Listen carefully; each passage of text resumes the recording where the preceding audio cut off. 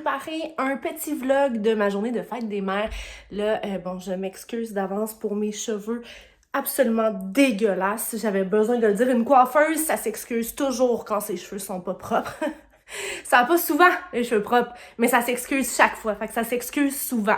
Aujourd'hui, on est lundi, la fête des mères, c'était hier et j'ai passé la journée à travailler sur un projet secret. J'ai vraiment hâte de pouvoir vous en dire plus, mais bon, pour l'instant, c'est secret, hein, top secret, sous peine de me faire éjecter du projet, donc je vous dirai rien pour l'instant. Par ailleurs, j'aimerais ça que tu me dises dans les commentaires aussi, toi, tes suggestions lecture de romans à thématique maternité, lu ou pas lu, qui te font envie, peu importe. J'aimerais vraiment ça. Ce sont le genre de lecture que j'aime particulièrement, ce thème, depuis que je suis maman. Bon vlog!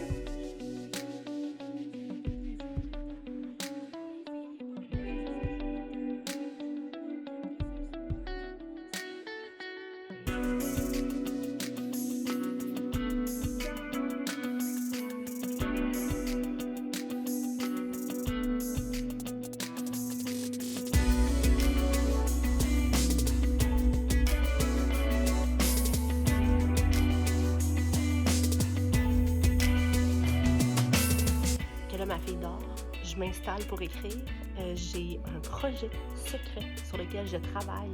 Je n'en ai pas parlé sur les réseaux sociaux parce que ça ne concerne pas que moi et j'ai pas le droit d'en parler. Donc je m'installe pour terminer ça parce que, mine de rien, la date limite pour remettre ce projet-là, c'est le 1er juin. Il est commencé, mais vraiment pas si avancé parce que je travaille actuellement sur mon nouveau roman à paraître à l'hiver 2026.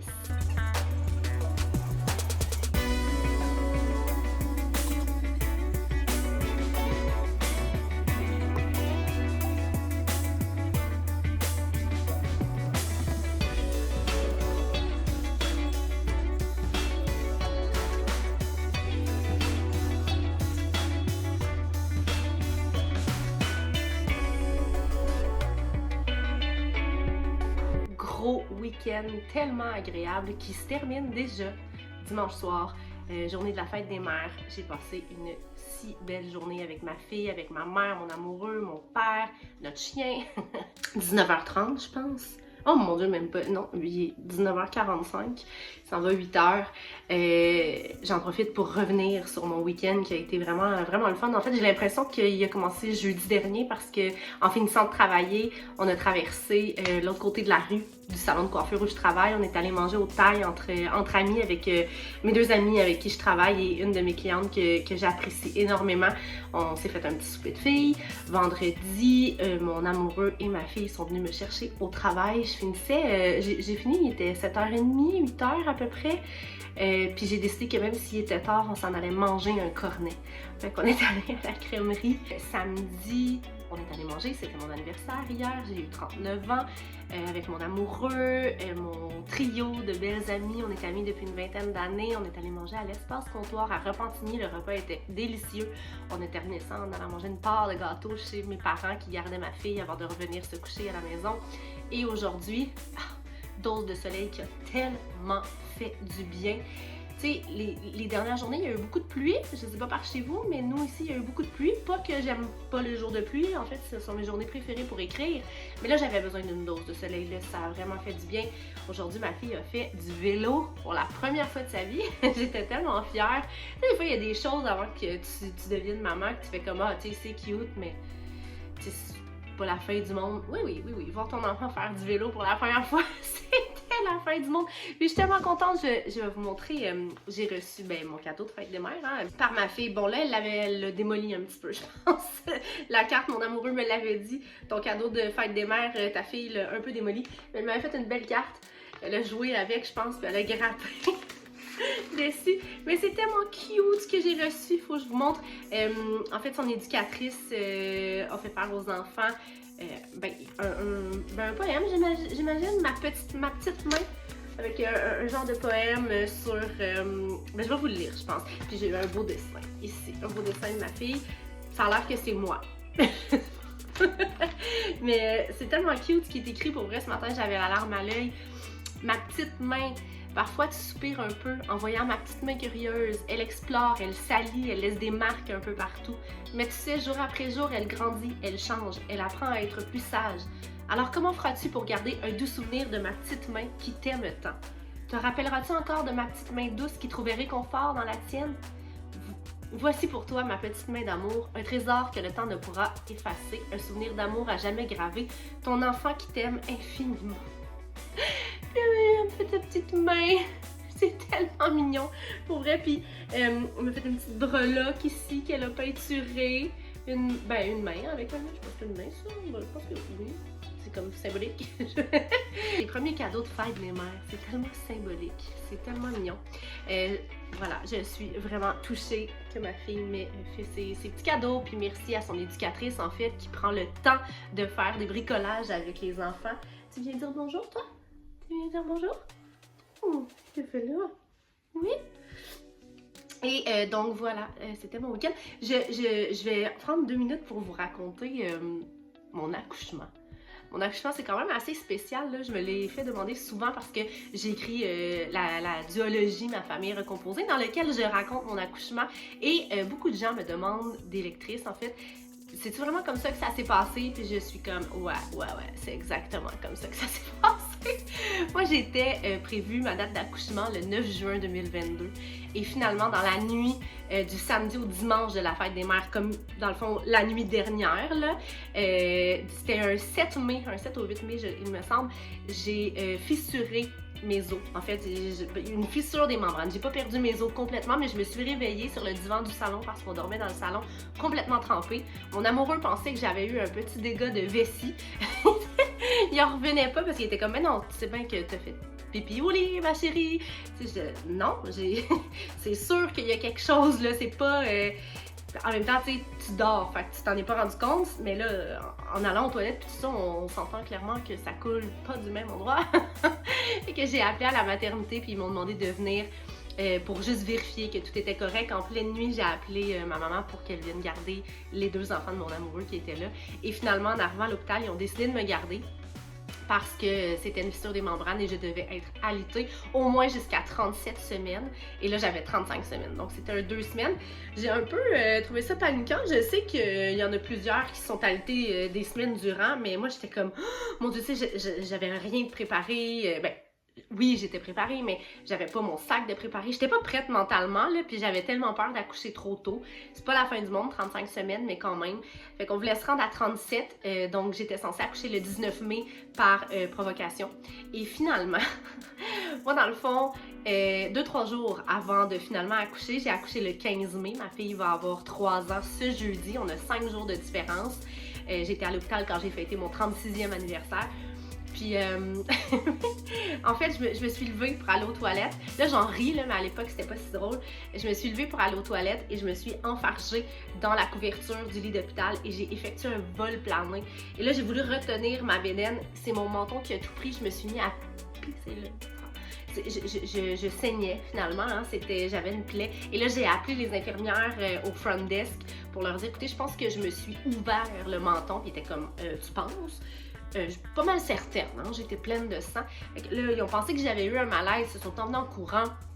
La grosse affaire, là, ils ont vérifié que j'avais pas fait une commotion, que je m'étais pas cogné la tête. On a vérifié moniteur, le bébé, la petite allait bien, tout était beau, mais j'ai été sur le moniteur pendant 2-3 jours. Veux pas, on pense que ça va peut-être déclencher les contractions. Fait là que ça va déclencher les contractions. Puis finalement, dans la nuit du 14 au 15 mai, j'ai vraiment... mon Dieu, les contractions, ça avait aucun sens, mais sans rentrer dans les détails, l'infirmière super gentille qui était là, mais a confondu mon accouchement avec une gastro. Parce que, ben moi, j'avais des douleurs intestinales, des petits inconforts intestinaux et je n'arrêtais pas d'aller aux toilettes et je leur disais que ça me poussait directement dans le rectum, dans le derrière. Et là, il était comme, ben, l'infirmière, tu sais, qui était là, était comme, ben, pourtant, t'as pas des contractions intenses, ta bédaine ne durcit pas assez. Puis là, il voulait pas vérifier le col de l'utérus parce qu'il voulait pas provoquer mon accouchement puis que j'étais pas à terme. Fait que ça a été un drôle d'accouchement en fait, toute une nuit durant. Je pense que j'étais en train d'accoucher là, tu sais, je suis pas mal sûre que c'est ça qui se passe, puis on me disait que non. Fait que j'étais comme bon, d'accord. Mon amoureux a fini par partir. Il était parti vers 11h le soir pour retourner dormir à la maison. Puis j'avais dit dors sur une oreille parce que c'est sûr, je te rappelle, je suis convaincue. Puis à un moment donné, il y a eu un changement de chiffre en pleine nuit. Puis l'infirmière qui est arrivée, une infirmière qui avait plusieurs enfants, je me semble qu'elle m'avait dit qu'elle avait 3 ou 4 enfants. Pas que l'autre infirmière était pas correcte, c'est pas ça, mais je pense qu'elle était peut-être un petit peu plus novice. J'ose pas trop m'avancer, mais en tout cas, il y a peut-être des signes qui, pour elle, n'étaient pas évidents, mais qui, pour l'autre, elle me dit t'as la gastro, parce que c'est ça. En fait, j'arrêtais pas d'aller aux toilettes, puis à un moment donné, c'est ça, j'ai eu des vomissements parce que j'angoissais, puis moi, quand je fais une crise de panique, souvent, ça va se traduire avec des vomissements. Et là, l'infirmière qui était là au départ a comme calé un code gastro. Tout le monde s'est habillé en uniforme jaune. J'ai été comme pas en quarantaine, là, mais tu sais, j'ai été enfermée dans ma chambre finalement. Et là j'étais comme, mais voyons, j'ai pas la gastro, ça n'a pas de bon sens, je pense que je suis en train d'accoucher. Et là, bon, éventuellement, c'est ça, il y a eu le changement de garde, et là, l'infirmière me dit, t'as une gastro, Marie-Christelle? J'étais comme, non, je pense que je suis en train d'accoucher. Fait que là, elle a finalement revérifié encore avec le moniteur. Puis elle m'a dit, oh oui, t'as une grosse contraction justement là. Puis j'étais comme, ah oui, ok, c'est ça, une contraction. Pour vrai, pour être bien honnête, mes contractions n'ont pas été si douloureuses. Puis moi, j'étais comme, voyons, c'est pas. Oui, je comprends. Je me doutais que c'était une contraction parce que, tu sais, je veux dire, ça serre, tout ça. Mais moi, c'était vraiment dans le bas du corps, là, derrière.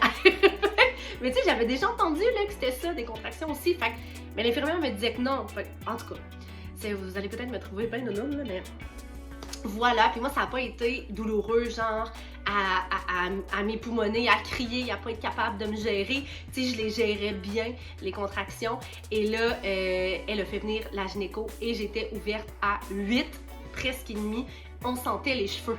Donc, ça a été confondu avec une gastro. Et là, j'ai appelé mon amoureux, il est arrivé à temps, ma mère aussi, ma mère participait à l'accouchement. C'est juste que là, j'ai demandé la péridurale. On dit-tu péridurale ou épidurale? Je pense que les deux se disent, hein. Je l'ai demandé et l'infirmière était comme, ben voyons, tu sais, t'as fait tout le travail toute seule, Marie-Christelle, t'as pas besoin de l'épidurale. Puis j'étais comme, non, non, le pire s'en vient. Moi, dans ma tête, le pire était pas fait, là, le pire s'en venait. Puis j'étais tellement fatiguée, j'avais pas dormi la nuit avant, je m'étais ouvert le menton, j'avais des points de suture sur le menton. En fait, la médecin m'avait dit que c'était la première fois sur l'étage des naissances qu'elle faisait des points de suture dans le visage et non pas dans le bas du corps à une patiente. En tout cas, c'était quand même assez, tu sais, somme toute comique, là, quand tu regardes ça par après. Puis là, ben c'est ça, j'ai demandé la péridurale, j'ai pu l'avoir à temps, mais là, ça a ralenti le travail, même si j'étais rendue à presque 9 quand on m'a donné la péridurale. Moi, je pensais que tu pouvais pas la donner aussi tard, mais je l'ai eu aussi tard. Fait que je sais pas. Et là, ça l'a ralenti. En fait, j'ai poussé pendant 4 heures. 4 heures de poussée. Je sentais rien, là, pour vrai. Tu sais, là, j'avais zéro mal, tout ça, mais j'étais fatiguée. C'est comme si j'avais plus de force. J'avais jamais vécu ça, là, tu sais, comme être au bout de mon corps, au bout de mes forces. Puis là, c'était vraiment ça. La petite ne voulait pas sortir. On voyait ses cheveux, mais elle rentrait aussitôt que je lâchais la poussée. Finalement, elle est née à 12h47 le 15 mai 2022, après 4 heures de poussée et une fausse gastro plus tard. Mais c'était quand même le plus beau jour de ma vie. Ça a été vraiment comique. Tu me diras en commentaire, toi, si tu as vécu un accouchement un peu inusité ou si tout s'est bien passé ou comment tu as vécu ça. Puis voilà, fait que je voulais juste vous raconter le résumé, le récit de mon accouchement un peu étrange. Et j'en porte encore. Bon là, ça c'est pas les marques de mon accouchement, là, c'est un bouton j'ai eu 39 ans puis je fais encore de l'acné, on dirait. Mais j'en porte encore les marques. J'ai une petite cicatrice sur le menton pour me rappeler cette merveilleuse semaine que j'ai passée à l'hôpital. Finalement, j'aurais pas passé 2 semaines, j'aurais passé, je pense, 9 ou 10 jours. Alors voilà. Pour finir, je vais vous montrer le livre que j'ai envie de lire prochainement. J'ai plein de livres que j'ai envie de lire et je vous en ai montré plusieurs, tout ça, mais un qui est à thématique avec la maternité. Et c'est une autrice que j'ai rencontrée et que j'ai lue cet hiver avec son roman, une romance de Noël. Puis cette fille-là, je l'ai rencontrée, je vais vous la montrer, c'est Andréane Brunet qui a écrit Doux Bordel. Andréane, qu'on voit juste ici, qui est une animatrice radio et que j'ai rencontrée en fait au Salon du Livre du Nouveau-Brunswick il y a quelques années. Il y avait un événement le soir, je participais à un événement avec d'autres autrices et je l'ai rencontrée à ce moment-là, tellement gentille, tellement... Elle te met à l'aise, elle animait la soirée, tu sais, puis elle te met à l'aise, ça a été tellement agréable. Je vais vous lire le résumé. Une nouvelle mère raconte à son bébé leur première année ensemble. Alors que tout explose autour d'eux, une suite de tableaux dressant le portrait du beau et du moins beau, d'un quotidien happé par des temps incertains. Une parcelle de maternité dépeinte avec humour et amour, insufflant un peu de lumière dans les moments plus gris. Un roman plein d'esprit, de tendresse et de petits rigurgis. J'adore ça!